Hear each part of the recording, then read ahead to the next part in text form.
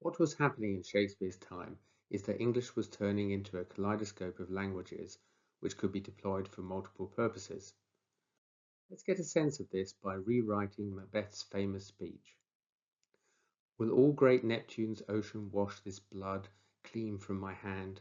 No, this my hand will rather the multitudinous seas incarnadine, making the green one red.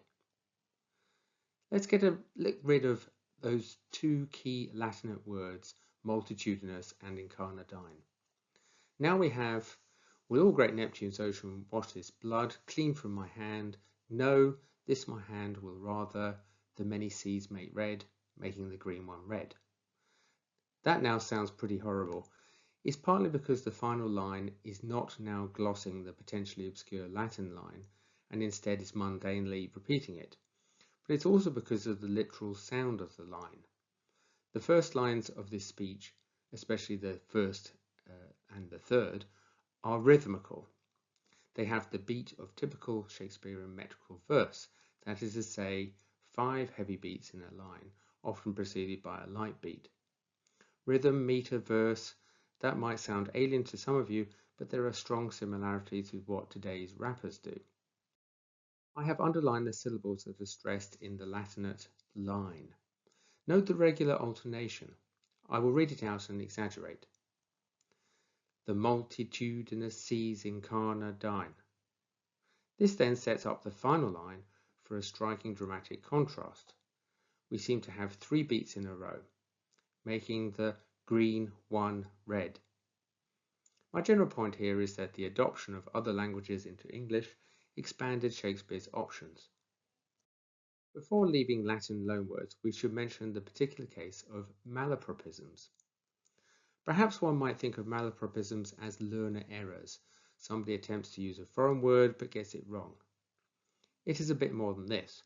The word malapropism is derived from Mrs. Malaprop, a character in Sheridan's 1775 play The Rivals. It is also a device for both characterization and humour in plays. The character uses a word that is nonsense or humorous in context, but sounds similar to one that would be appropriate. Let us look at some Shakespearean examples. Lancelot Gobbo says, "He hath a great infection, sir," as one would say, to serve. But he clearly meant to say, "He hath a great affection, sir," as one would say, to serve. Another example, Mistress Quickly inadvertently becomes a little risque when she says, "She does so take on with her men. She mistook their erection." She clearly meant to say, "She does so take on with her men." They mistook their direction. The net result of such cases is that characters become figures of fun. If we consider who gets the Latin words to speak, it is not surprising that lowish, middling status characters in Shakespeare, like Gobbo and Quickly, are given a lot of Latin to speak. They either are being set up for humorous failure or are constructed as absurdly arrogant and bombastic with these posh, sophisticated words. The other group that gets a lot is high status characters, the nobility, for the obvious reason that they often create a high style, as we saw with Macbeth. Interestingly, in our research, we found that the very highest social group, the monarchy, do not typically have so many fully Latin words. Perhaps one might speculate because it has unwelcome associations with the Catholic Church. To wrap up in this talk and the previous one, I focused on words borrowed from other languages, that is, loanwords.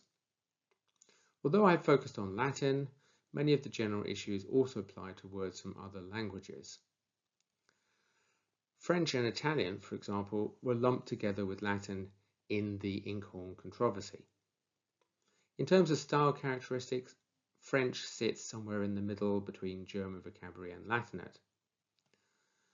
Not surprisingly, people were sometimes getting the new unfamiliar words wrong. Playwrights exploited that, creating figures of fun with malapropisms and the like.